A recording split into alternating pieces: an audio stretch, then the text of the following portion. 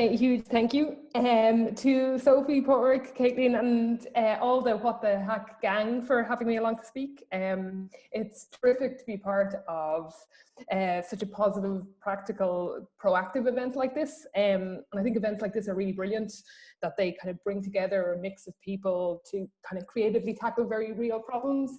And I think it's brilliant how quickly that the guys have got everything together and got the event up and running. And I suppose that's kind of where I see a lot of the alignment between What the Hack and Enactus, in terms of like we're both very focused on taking action and creating impact for good. So it's a great opportunity to be able to speak to you all here.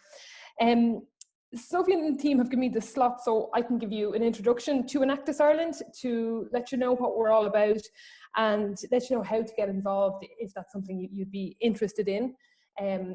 So get these slides moving.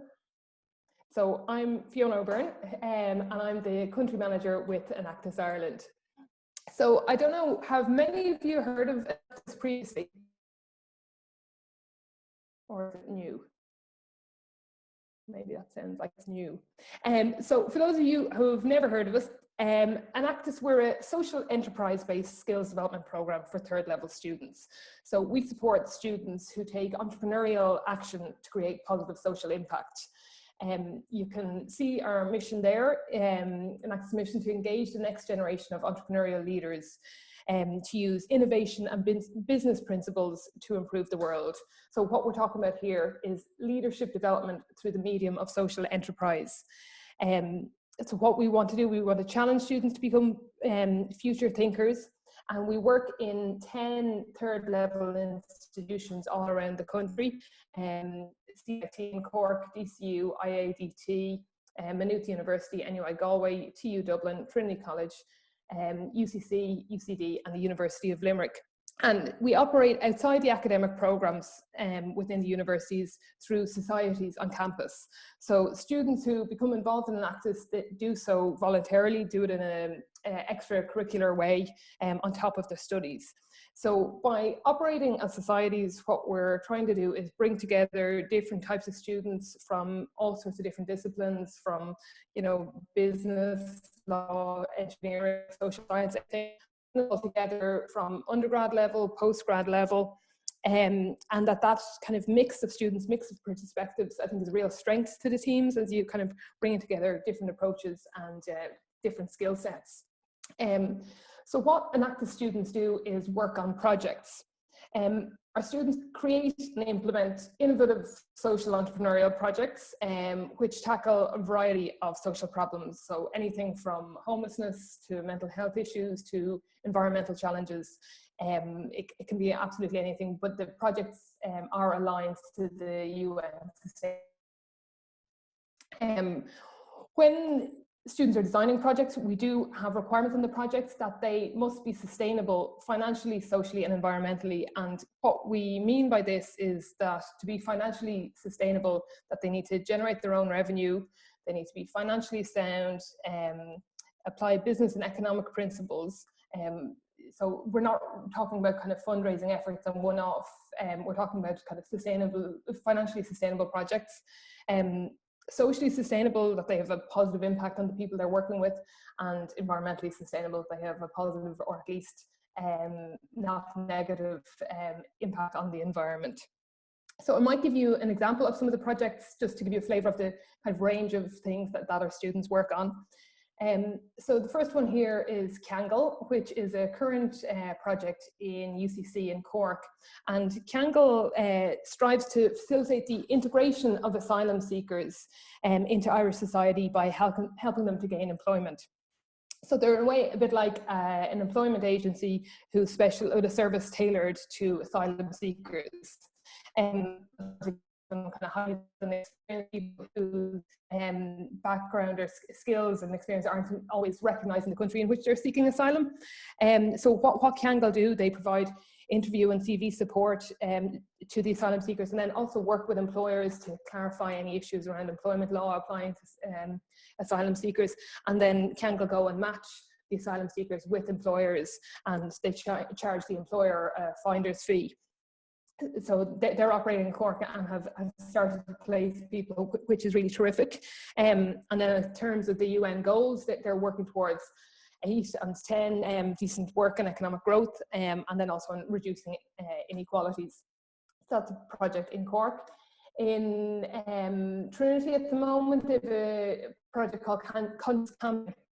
And what this does is aims to reduce the amount of waste that's produced by festivals, like the music festivals. So they work with youth groups to salvage tents after festivals, tents that people abandon and leave behind. They take the tents, they clean them, and then they rent them out again at future festivals. So the plan is that they're reducing kind of waste now and again into the future. And then also with the tents, when through wear and tear, they're no longer fit to be rented out again. The plan, what they're working on at the moment, is to recycle them into ponchos to sell at the same festivals. So obviously a very environmentally focused project. The guys have already got a partnership with Sea Sessions, the music festival in Bundoran, and they're looking to kind of expand that. Obviously this year's festival seasons will be somewhat disrupted, but they're hoping to build that into the future and again tackling goals 12 and 13. Another project here in DCU is this one, is Dyslexie, which is a Google Chrome extension that's aimed at people with dyslexia to help them increase their reading speed and reduce their error rate. But what users do, the first time they use it is a survey to fill out, which identifies the type of dyslexia the user has, and then Dyslexie makes adjustments to all web pages to reflect your preferences. So it might be things as simple as changing the background color, changing the font style, changing the line spacing, adding visual cues, whatever it is that works best for the type of dyslexia you have. And then it also though maintains the integrity of the web page, which is really great.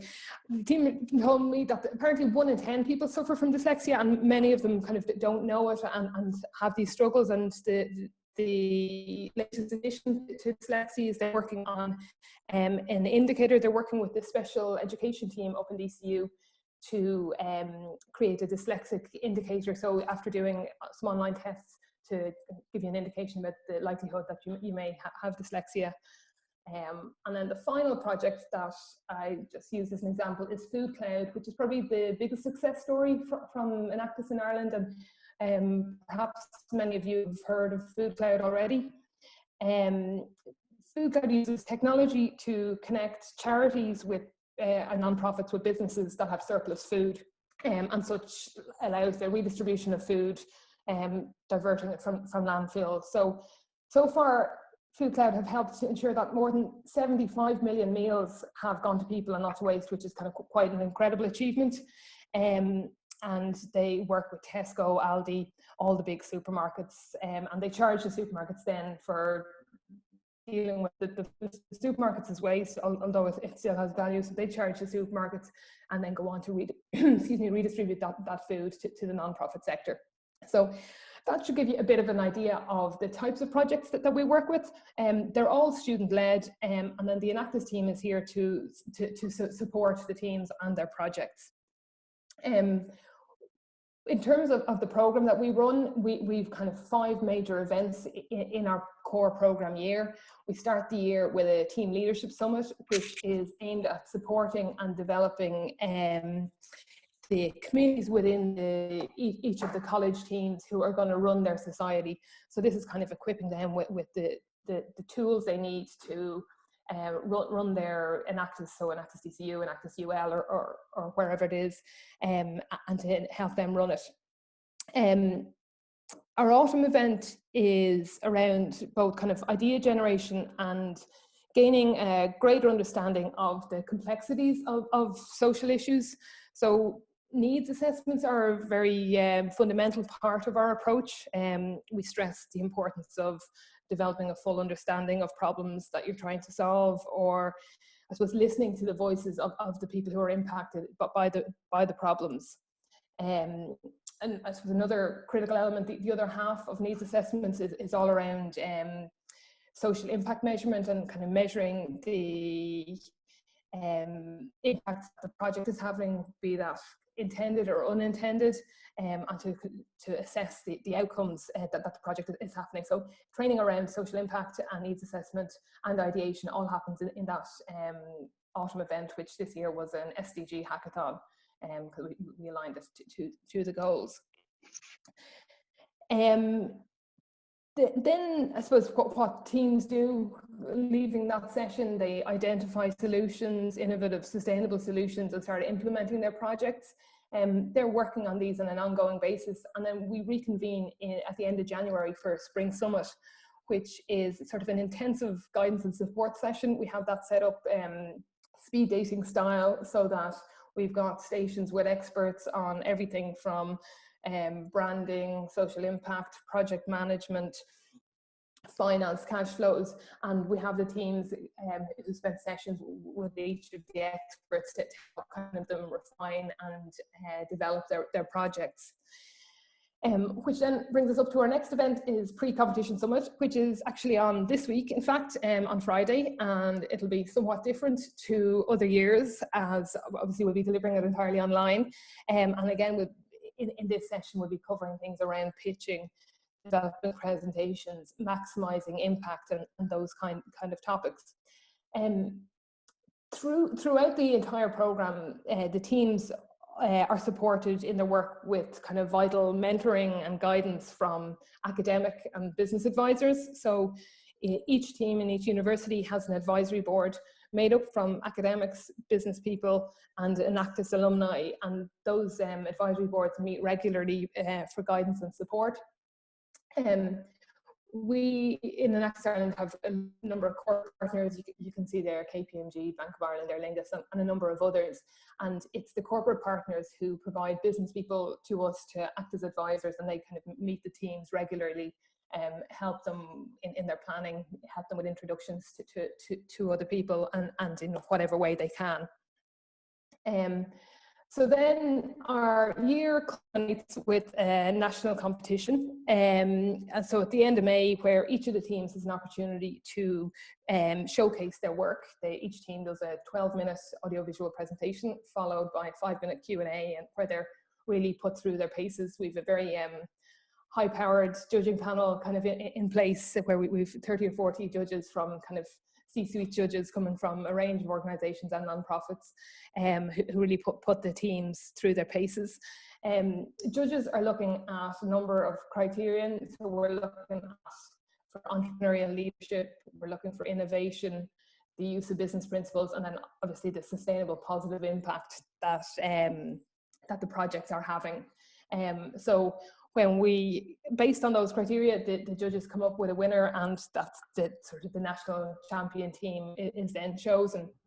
Enactus is actually part of an international network, so it's active in 37 countries around the world. This map might be a little bit old, so don't count them for me. And I believe Sophie is an alumna of Enactus in France as well, so she knows all about it. And the international network comes together once a year for the Enactus World Cup. So from national competition, the winning team in Ireland will go on to represent Ireland and compete against the winning teams from the other Enactus countries. Plus, as well as the competition element itself, the World Cup is a superb kind of networking opportunity where bringing together the worlds of business and academia. Last year it was in Silicon Valley in California, and the 2021 is scheduled to go ahead in Utrecht in the Netherlands in September. Though kind of probably remains to be seen whether that'll continue as an in-person event, given the current crisis. So that's kind of our core program. In addition to that, we run a number of additional supplementary programs through the year. This year, for example, we've run 3. One of them, the City Pathways to Progress program, sponsored by Citibank, which focused on projects benefiting disadvantaged youth from 16 to 24, and included kind of mentorship and seed funding from City. We also ran the Enactus Ireland, or we're in the middle of running the Enactus Ireland Next Generation Accelerator Programme. So this is funded by the Dormant Accounts Fund through the Department of Rural and Community Development. And this programme is open to projects who have gone through the proof of concept phase, shown impact, and the objective of the program is to enable those projects to go on and become fully fledged social enterprises. So we're kind of covering everything from social business model canvas to legal structures and governance, and a whole host of things part of that program. And then the third supplementary program we're running this year is the New Challenge, which is funded by the Community Foundation in Ireland, which is aimed at early stage projects which have environmental objectives. Yeah, so we do have a huge amount going on, and I'm probably going very quickly through it all. But I suppose we're also a very dynamic network in that, you know, there's separate Enactus organisations within all the colleges, and there's lots of different things going on. And I suppose that's been hugely evident in the last couple of weeks as we've all been adapting to very changed circumstances. So I probably have a couple of asks here if anybody is interested in getting involved in a couple of things. There's a couple of initiatives that have kicked off. There's one here in DCU Upside, where DCU are working with the National Learning Network, part of Rehab, who work with people who have kind of extra support needs, and kind of given the social distancing restrictions, much fewer opportunities for a lot of people to access either social or educational or recreational activities. What they are looking for here is an initiative that creates short learning moments. So they're working with over 4,000 people with learning difficulties on this, and creating 2-minute videos. Can be about absolutely anything from social entrepreneurship to how to bake a chocolate cake, anything at all. But they are looking for people to create more content. If anybody would be interested in doing something like that, or knows of anybody who would be interested in doing it, the guys in DCU would love to hear from you, because they're trying to create as much content as possible. So their email address is up there, or else you'll find all the details on the Enactus Ireland social media accounts as well. What else we have here? Oh yes, this is a UCD initiative. It's an incubator program that they're running. I think they've got a quick ad here, which I'll let speak for itself.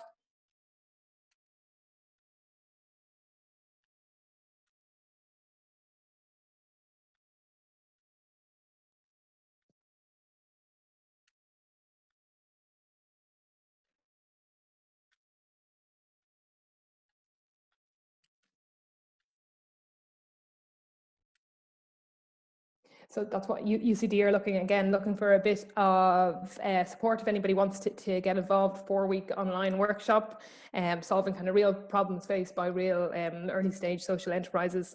So again, you'll find all the details.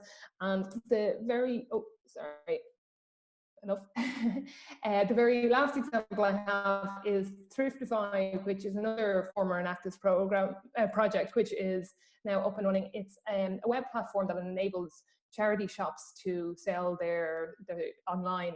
So obviously with the recent restrictions, all retail units are closed, but they've recently partnered with the National Council for the Blind in Ireland to allow them to sell all their items online, which is great.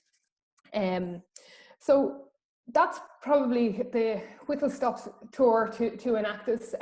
If you do want, and I understand you're under pressure and there's a huge amount going on today, if you do want to find out more about us or become involved, there's all our social media details. We're on Facebook, Instagram, Twitter, Snapchat, LinkedIn. You should be able to find us or find out more. We'd love to have any involvement, and there's loads of different initiatives where they're looking for extra people to get involved. So I suppose I'll leave you with that. Just say to enjoy the rest of HackRemote, and I think it's a terrific event. Thank you.